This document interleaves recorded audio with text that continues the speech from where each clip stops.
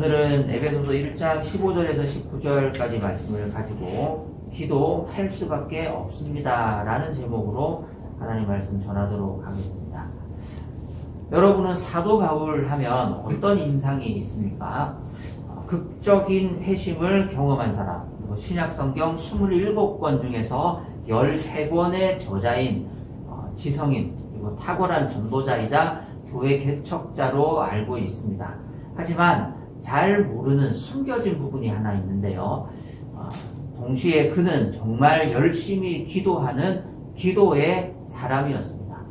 그가 저술했던 신약성경 13권의 서신서 중에서 12권의 편지를 받는 사람들과 교회를 향한 간절한 기도문이 전부 다 들어가 있습니다.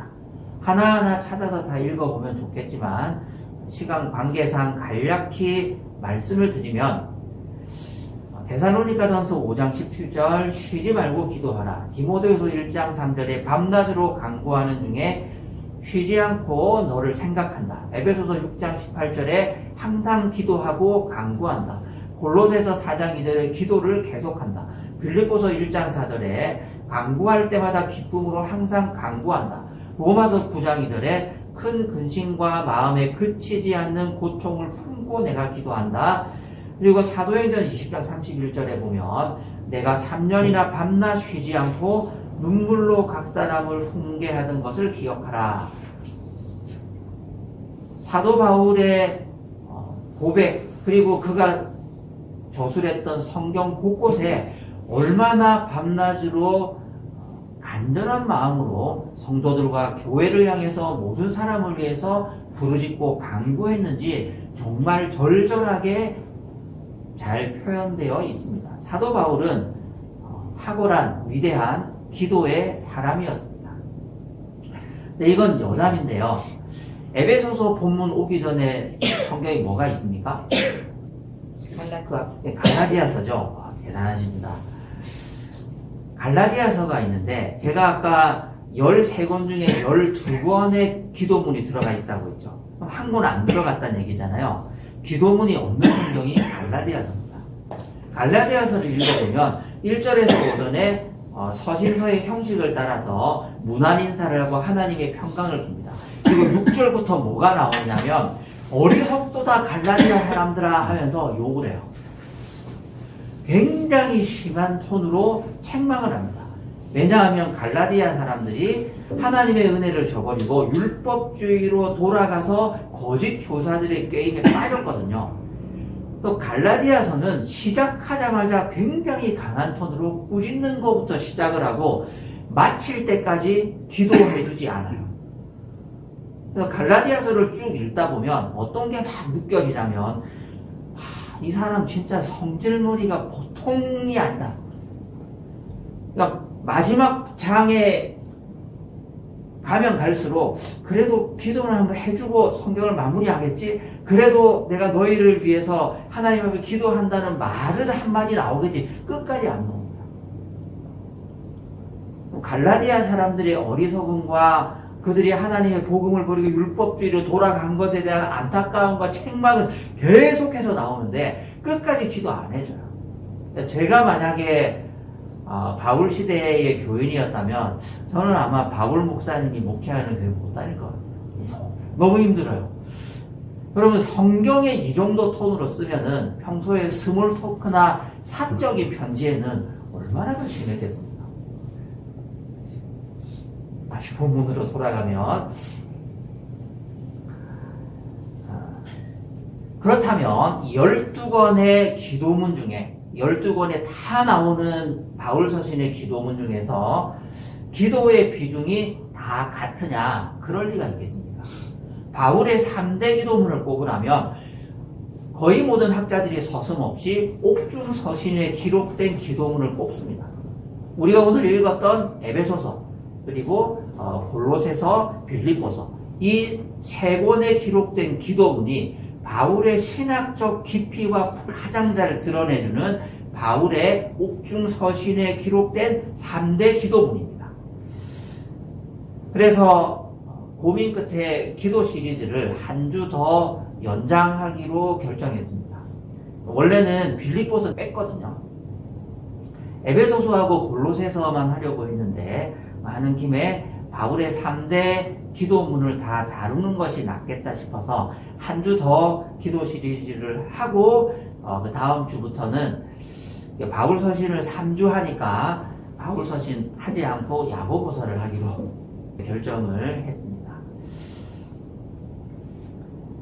미국이 경제 대공황으로 신음하던 1920년대 텍사스 서부에 이라 예이츠라는 한 목장 주인이 살고 있었습니다.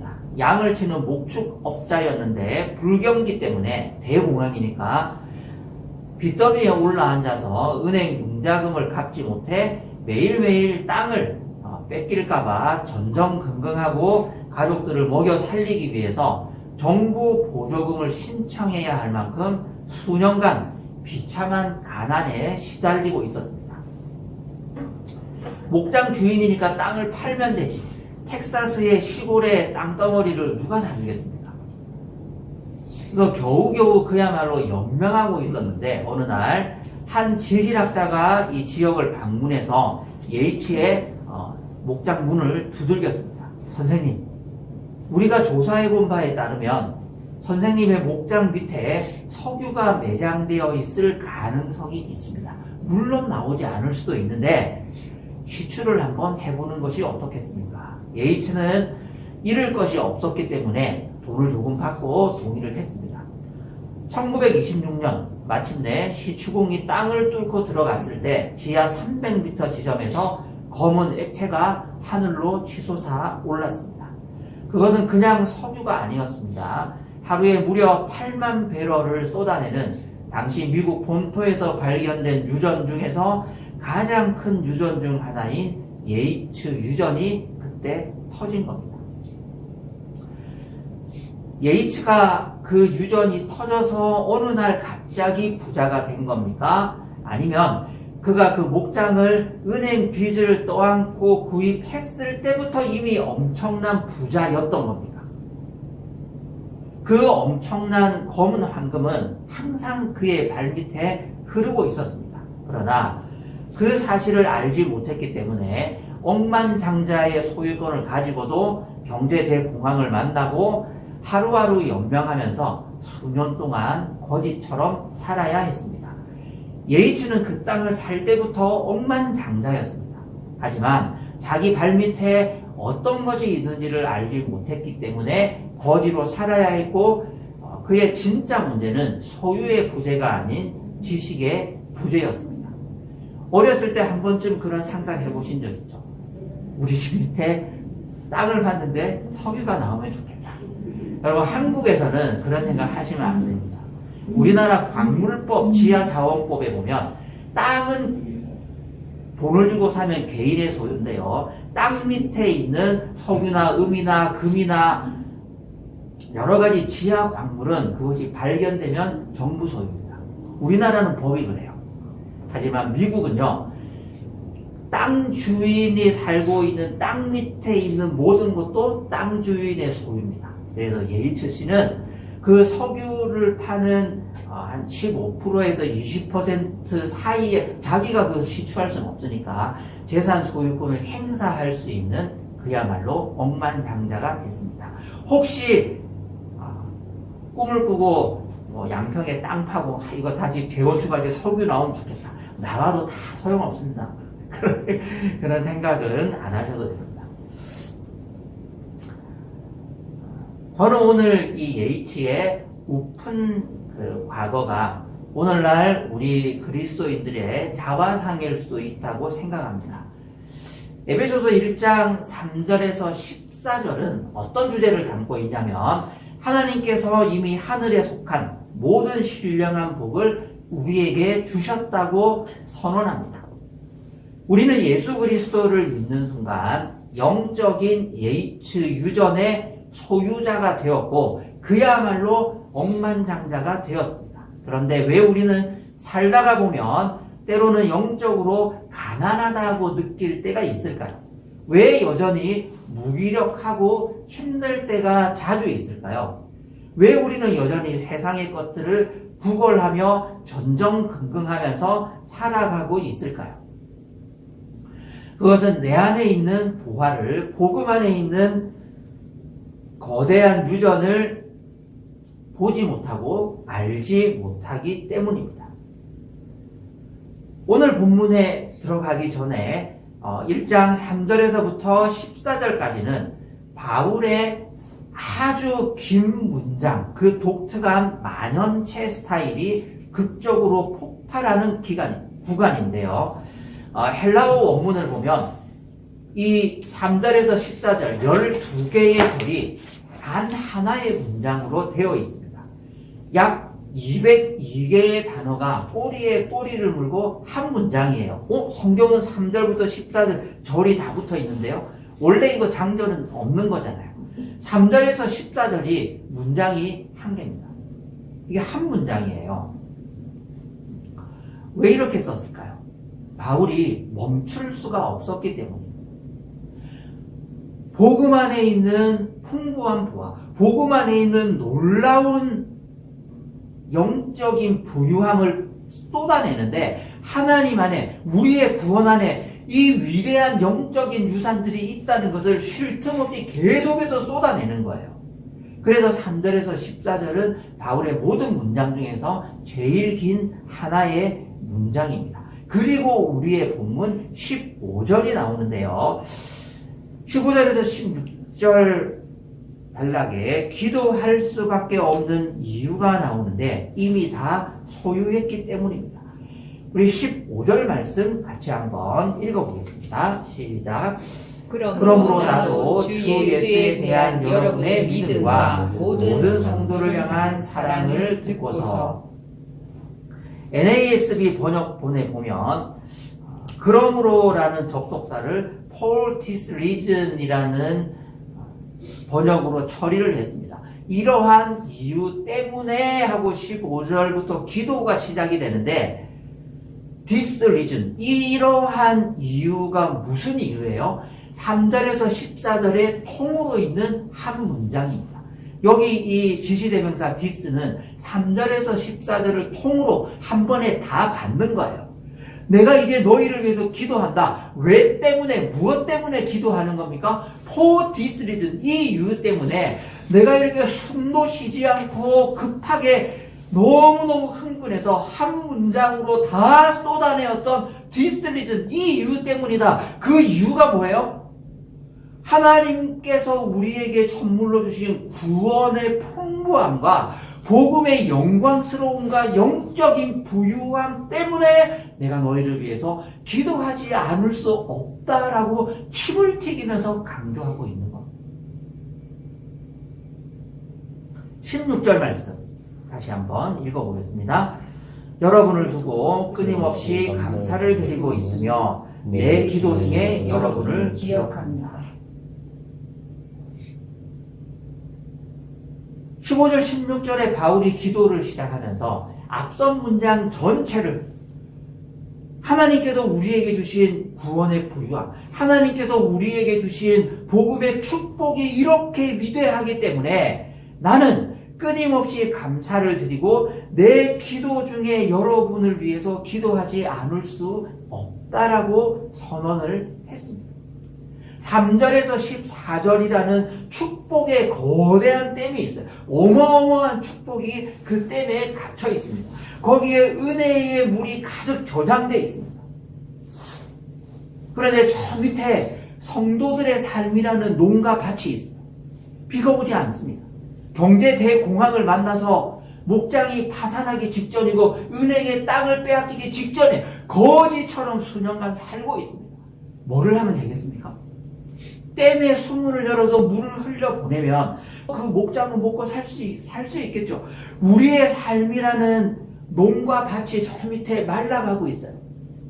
하나님의 은혜의 영적인 부유함이라는 어마어마한 물이 저장된 댐은 저기 위에 있습니다. 뭘 해야 됩니까? 그 댐의 문을 열어야 되잖아요. 어떻게 열어요? 기도로 열 수 있어요.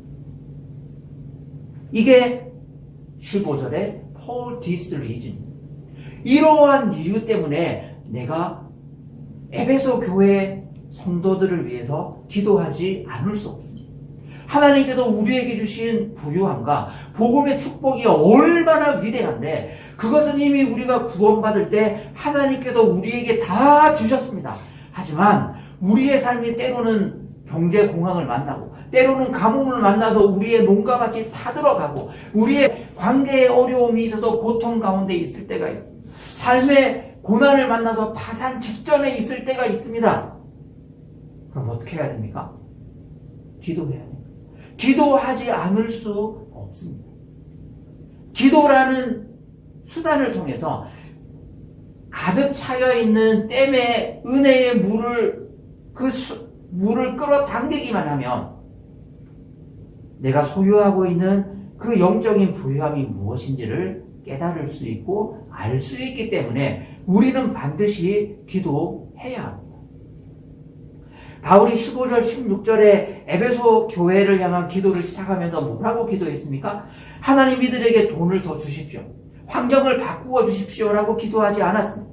하나님 이들의 마음의 눈을 밝혀주셔서 이들이 이미 가지고 있는 것, 이미 받은 축복, 이미 쌓아놓은 은혜의 부유함이 무엇인지를 알게 해 주십시오라고 기도했습니다. 오늘 이 시간 저와 여러분의 눈이 열려서 우리 발밑에 흐르고 있는 은혜의 유전을 발견하는 시간이 되기를 바랍니다. 이미 우리가 하나님께로부터 받은 것이 어떤 것인지를 알 수 있는 기도의 문을 열 수 있는 이 시간이 되기를 간절히 바랍니다. 두 번째 단락 17절을 보시면 우리가 소유하고 있는 하나님의 은혜의 축복, 이 구원의 부유함을 어떻게 확인할 수 있느냐? 지혜와 계시의 영이 필요합니다. 17절 말씀 같이 한번 읽어보시겠습니다. 우리 주 예수 그리스도의 하나님이신 영광의 아버지께서 지혜와 계시의 영을 여러분에게 주셔서 하나님을 알게 하시고. 이제 바울이 계속 기도하고 있어요. 어떤 기도를 하느냐면 지혜와 계시의 영을 여러분에게 주기를 원한다라고 기도합니다. 왜 지혜와 계시의 영이 필요하냐면 당시의 영지주의적인 배경을 좀 알아야 하는데요. 영지주의란 교회 바깥보다는 교회 안에서 더 영향력이 있었습니다. 이들은 교회 안에서 어떤 거짓된 가르침을 퍼뜨렸냐면 우리가 구원에 이르기 위해서 우리가 신의 영적인 그 부유한 비밀에 도달하기 위해서는 고급 정보가 필요합니다. 비밀 정보와 지식에 접근할 수 있는 소수에게만 구원이 있기 때문에 우리가 더 고급 정보, 더 깊이 감추어진 지식에 접근해야만 참된 구원과 영혼의 해방에 이를 수 있다고 성도들을 유혹했습니다. 그래서 영지주의, 그노시즘, 다른 말로 하면 지식주의, 이 이단 종파는 소수의 엘리트가 특별한 노력이나 지식 추구의 비법을 통해서 획득하는 정보에 의해서 구원에 이를 수 있다고 부지런히 성도들을 유혹했는데 신기하게도 이것이 먹혔어요. 그래서 영지주의에 현혹돼서 넘어가는 교인들이 많이 있었고 에베소 교회나 또 골로새 교회, 빌립보 교회 여러 신약의 이 바울이 개척했던 교회들에도 영지주의의 거짓된 가르침 때문에 영적인 혼란과 위기를 겪곤 했습니다.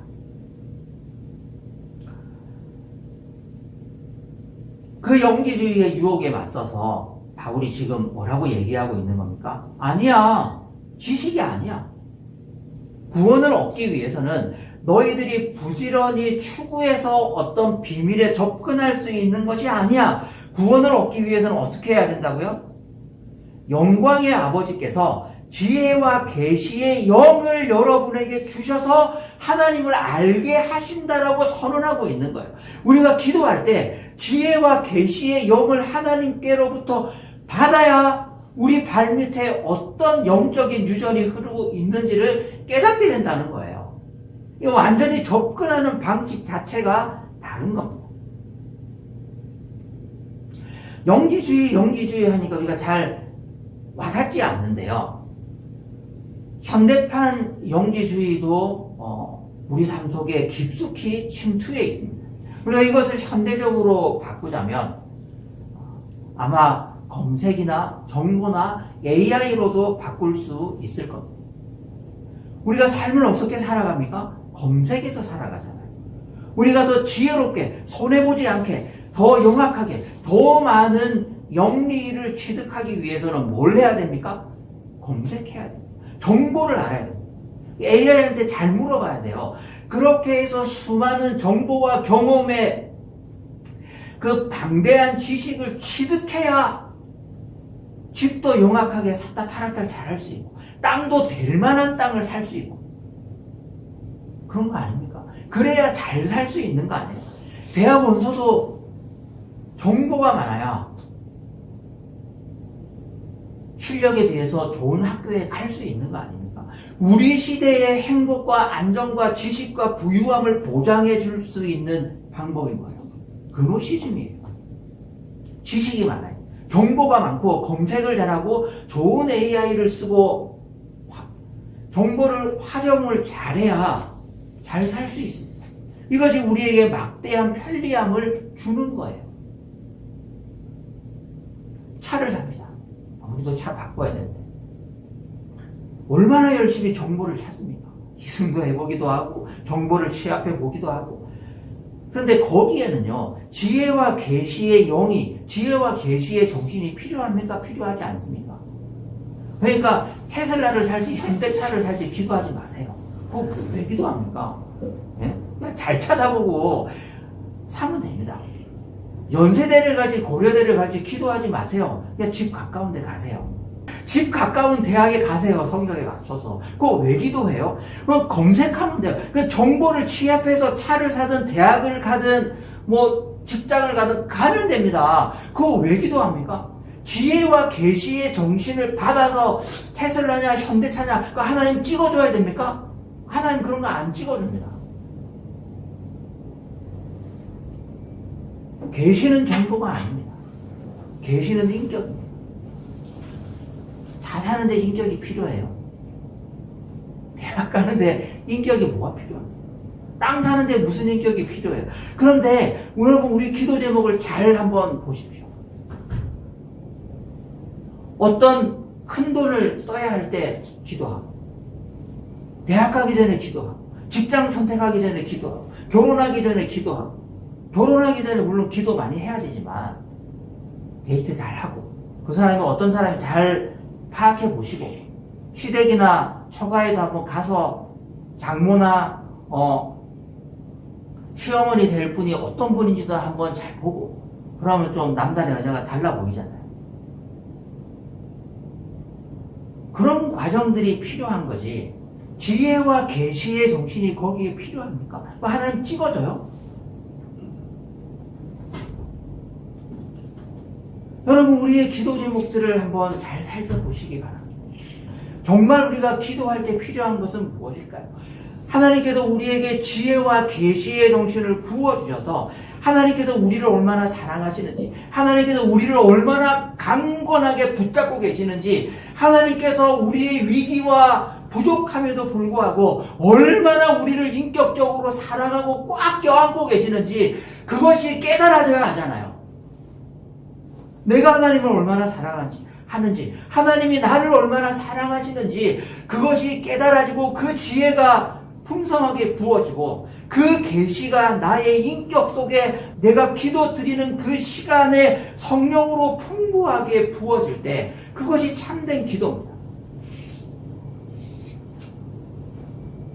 하나님과의 관계를 떠난 모든 정보나 지식은 우리를 구원하지 못합니다. 우리를 편리하게는 해줘도 손해보지 않게는 해줘도 그 지식은 우리의 구원과는 상관없는 겁니다. 차 좀 잘못 살 수 있죠. 그때 전기차 가는 게 아니었는데 그때 하이브리드 가는 거 아니었는데 그때 연대 말고 고대 갈걸. 그것은 우리의 구원과 상관이 없습니다. 기도는 하나님 그분 자체를 추구합니다.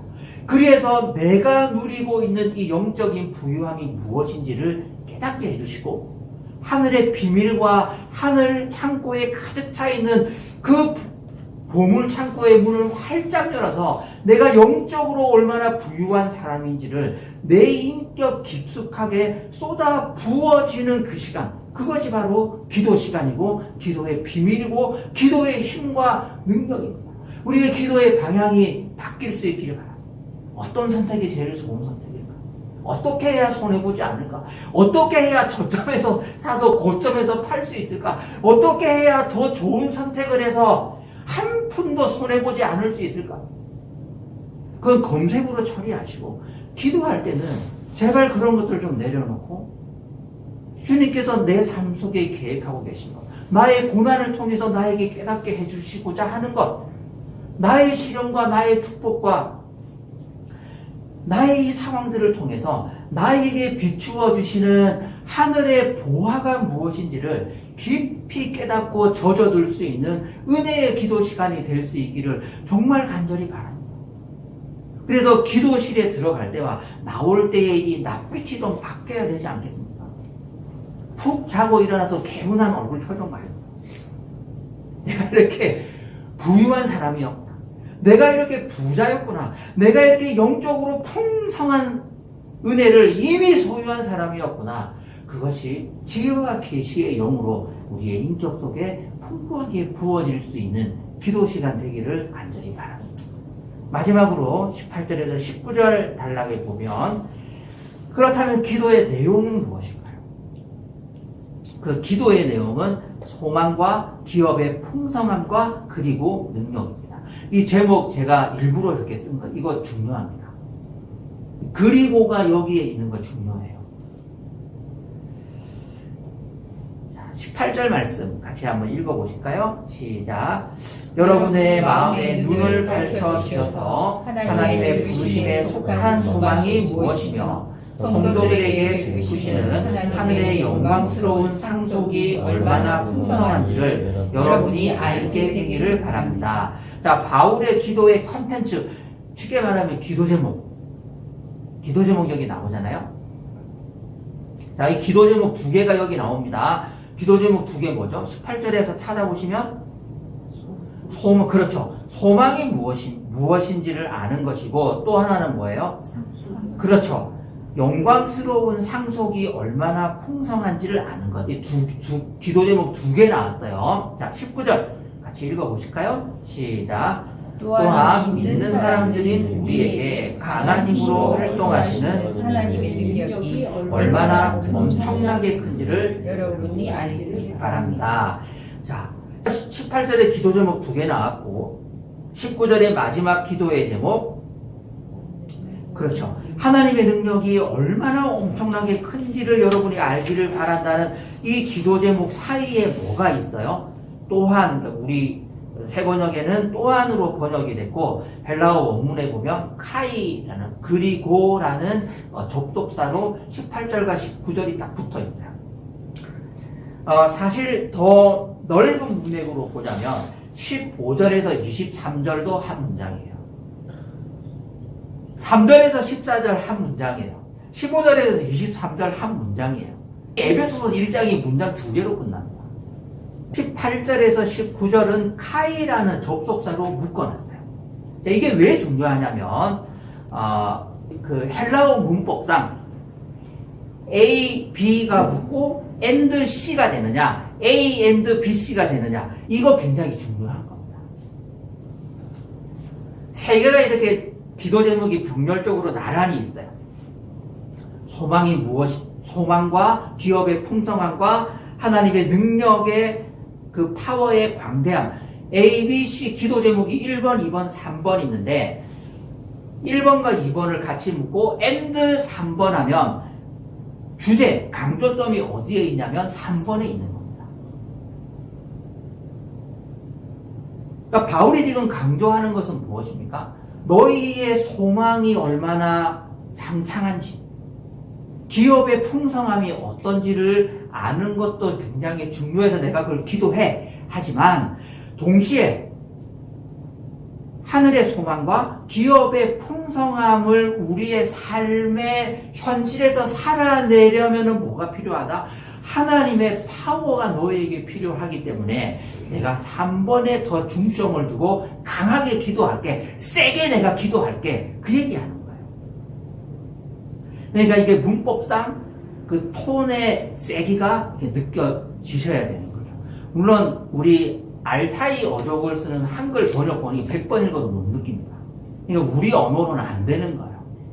그래서 바울사신을 읽으시려면 최소한 NASB 성경 정도는 같이 읽으셔야 그 어감을 잘 느끼실 수 있습니다. NIV도 그럼 부족하고요.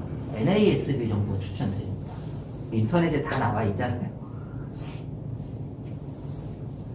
그러니까 이 18절, 19절의 구절은요, 내가 너희를 위해서 3가지 기도 제목 갖고 기도한다. 소망의 풍성함을 깨닫기를 원한다. 너희를 위해서 하나님께서 약속하신 그 약속의 풍성함이 무엇인지를 깨닫기를 원한다. 그런데 너희들 그렇게 살기 힘들잖아.